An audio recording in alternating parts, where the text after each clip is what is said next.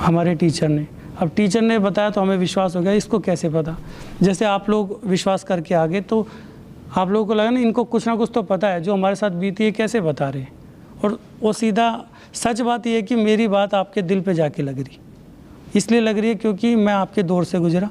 अब यही विश्वास मुझे उन सर पे हो गया।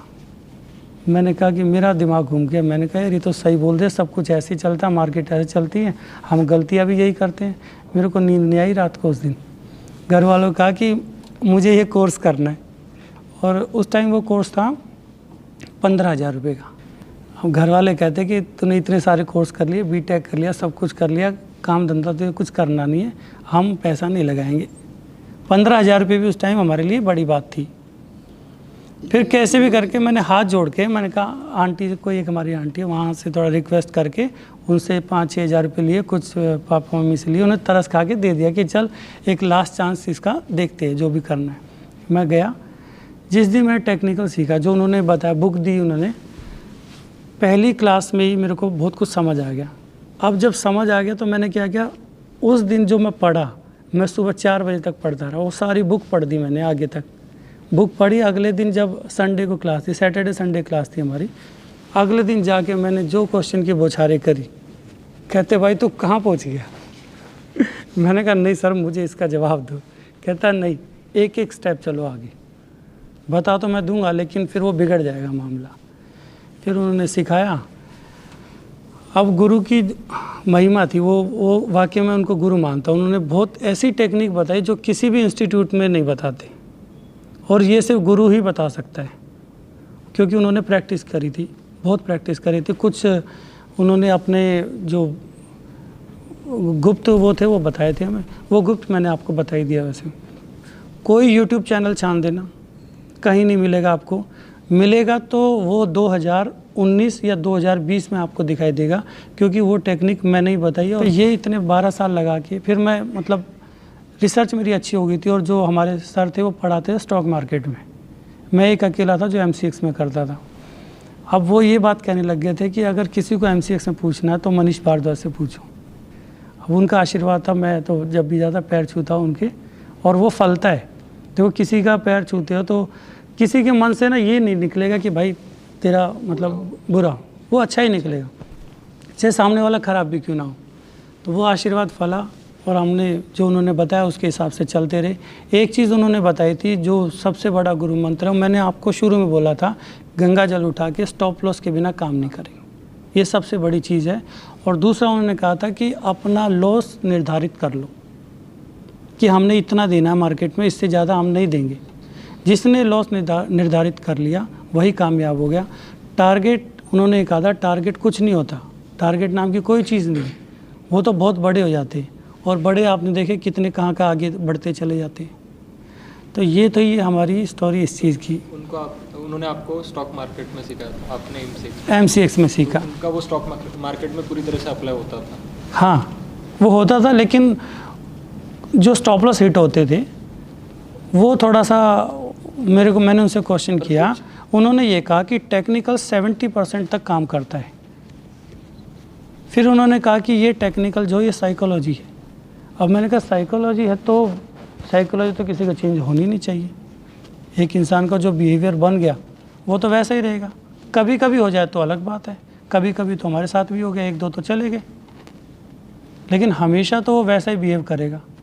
फिर मैंने अपनी रिसर्च अलग से शुरू करी कि ये मेरी रिसर्च है। बड़ा रिस्क रिवॉर्ड रेशियो, हाँ ये सारी आपकी ये मेरी है। हाँ ये मेरी है। सर ने बताया कि स्टॉप लॉस लगाना है, छोटा लगाना है, टारगेट बड़े रहेंगे, टारगेट नाम की कोई चीज़ नहीं। उन्होंने ये कहा कि 60% काम करता है, 70% काम करता है, 60% काम करेगा और आपका टारगेट 3 गुना है तो आप तो अच्छा प्रॉफिट ले लो। ये उनकी थ्योरी थी, उसके हिसाब से पैसा आता था। फिर काम अच्छा हो गया मेरा, मतलब मैंने फिर एक वेबसाइट बनाई, उसका SEO करवाया, फिर वो वेबसाइट मेरी काफ़ी अच्छी चली, बहुत बढ़िया पैसा कमाया। 2009, 10, 11 यहाँ पर मैं टेक्निकल एनालिस्ट बन चुका था। मार्केट मतलब कोई ऐसी जगह नहीं थी पूरे इंडिया में जो मुझे ना जानते हो। मेरा ट्रेड उठाने से डरते थे। फिर कॉन्टैक्ट बन गए। फिर मेरा सबसे बड़ा काम चला आपका आंध्र प्रदेश में। एक दिन का जो उस टाइम मेरी टीम ने जो पैसा कमाया था 1,15,00,000 रुपये था। और वो सबसे 2011 की बात है ये, उस टाइम चांदी गिरी थी। वो सारे सुनार लोग थे और वीआईपी लोग हैं। अब क्या हुआ, उन्होंने सेल कर दिया। वो बाइंग पे आ रहे थे, वो कह रहे थे कि चांदी जो है 70 आ गई, 70 कुछ का रेट आ गई थी। कहते ये लाख तक आएगी चांदी, गोल्ड बाय करे, सिल्वर बाय करे क्या। मैंने अपना चार्ट देखा, मैंने कहा जितना मर्जी बेचो। उन्होंने बेच दिया। 2 दिन के अंदर जो चांदी गिरी वो अभी गिरी थी दोबारा, ये पीछे में 11 अगस्त को 12 अगस्त को गिरी थी ये। हाँ, वैसे ही चांदी 2000 पहले 11 में गिरी। अब ये सबसे बढ़िया बात है, ये आपको बताओ, इसको समझो ज़रा। 2011 में चांदी गिर गई। मैंने बोला था सेलिंग करनी है, बाइंग नहीं करनी है। वो लाख रुपए का टारगेट बोल रहे थे दिवाली तक। मैंने कहा दिवाली वाली छोड़ दो, तुम सेल करो। दिवाली हो जाए। उनका दिवाली, जिन्होंने बाय किया उनका दिवाली निकल गया सर। 2 दिन, मात्र 2 दिन के अंदर चांदी कितनी गिरी थी पता है? 9% और फिर 20% चांदी गिरी थी।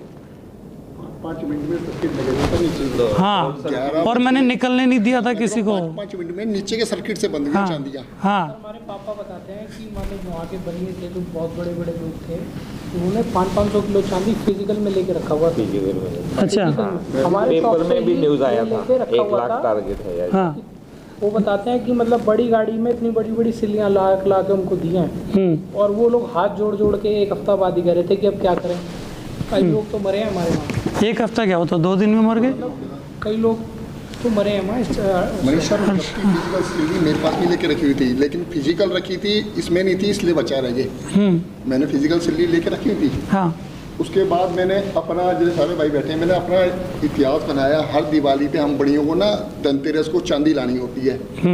मैंने उस दिन ये सोचा था जब चांदी 13,000 पे आके रुकी थी। 13,000 से बड़ी 70,000, 70,000 से आगे रुकी 28,000 पे। 28,000 पे मैंने हर दिवाली पे 13,000। ये तो आप 2006 की बात कर रहे हैं, 7 की। 2006 की बात कर रहा हूँ सर। 13 मैं कहता हूँ, मैं काफ़ी साल से लगा हूँ। उस टाइम गोल्ड भी आपका 15-14-15,000 सा।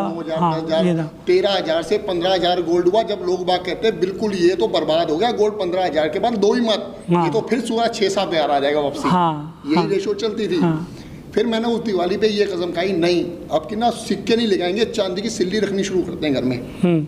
तो हमने 31 किलो की चांदी की सिल्ली उस 28,000 से हर दिवाली पे बाइंग करनी शुरू करी है। 31 किलो, कभी 30 किलो, 800 ग्राम, 700 ग्राम तो करते हैं चांदी का काम। 29 किलो, 900 ग्राम ऐसी सिल्ली मिलती थी, वो ला के रखनी शुरू कर दी थी। और मैं आपको जो मैं कह रहा था ना, मैं लॉस में हूँ सर। मैं एक्चुअल में लॉस में हूँ। मेरी वाइफ को कुछ बनना है, वो मेरे से नहीं सीखती काम। अच्छा, ना वो सीख पा रही।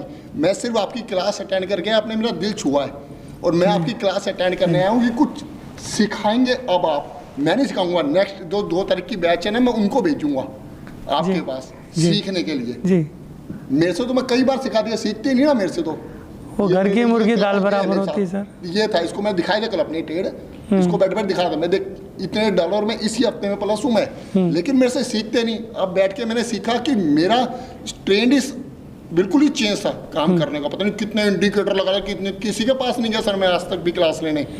लॉस खाए थे, अपने आप इंडिकेटर देखे, अपने आप RSI लगाई। आपने बोला बिना इंडिकेटर के काम करना लाइफ के अंदर, तो बिना इंडिकेटर वाला आदमी ऐसा क्या है, उसने ऐसी क्या चीज पकड़ रखी है भाई जो बिना इंडिकेटर के काम करवा रहा है। हम इंडिकेटर के बिना नहीं कर सकते, वो बिना इंडिकेटर करवा रहे हैं। आपने एक वीडियो में बोला टाइम फ्रेम में काम करना है, ठीक है। मैं पूरी रात लगा रहा हूँ लॉकडाउन के अंदर। 7 से 8 चलता है, 8 से 9 चलता है, 9 से 10 चलता है, किस किस टाइम चलता है पूरी कैंडल पढ़ लेता हूँ मैं। जैसे आप पढ़ते हो सर, ये धुन मेरे को है, मैं पूरी कैंडल पढ़ता हूँ रात को बैठ के। ये किस टाइम में चलता है, 6:35, 7:35 तक क्रूड ऑयल चलता है, क्या चलता है। क्योंकि आपने पूरी वीडियो में एक ही लाइन बोल के छोड़ दी थी कि टाइम फ्रेम में बंधा हुआ है। यार टाइम फ्रेम में 6 बजे के बाद ही, जो आप बोलते हो 6 बजे के बाद, 1-2 लोग और बोल चुके यूट्यूब पे हमें 6 बजे के बाद करना चाहिए। मैं उसमें लगा रहता था, कहीं मुझे टाइम फ्रेम ही नहीं समझ में आया। किसी ने बताई 15 मिनट से आधा घंटा मैच करके चलना चाहिए। यूट्यूब पे लगा रहा, आधे घंटे से 15 मिनट मैच कर लिया, फिर मेरा ट्रेड नहीं बनता। आपकी स्टोरी खत्म हुई, सिल्वर की बात चल रही थी। सिल्वर की। तो 1,15,00,000 रुपए का प्रॉफिट आया उस टाइम। मेरा जो कितने लोड थे सर? मेरा उस टाइम पे ऐसा चलता था कि किसी से 2 ले लिया, किसी से 5 ले लिया, मतलब 50-50। मैंने शुरू से ही, मैं महंगा रहा हूँ, मैंने 50% लिया है, शुरू से लिया। हाँ हाँ, क्योंकि मेरे पास एक ऐसी पकड़ थी जो कि स्टॉप लॉस छोटा, टारगेट बड़ा, ये मैंने अपना बनाया हुआ था। और जो मेरी कॉल लेता था वो फ़ैन हो जाता था। तो ऐसा करके जो मेरा क्लाइंटल तो अच्छा हो गया था।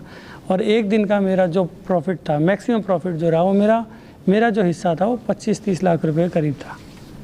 लेकिन उस क्लाइंट से दिन का एक दिन का था वो। 11-12 के बाद 13 के बाद, 13-14 के बाद डाउनफॉल शुरू हुआ था। 13 के बाद शुरू हो गया था।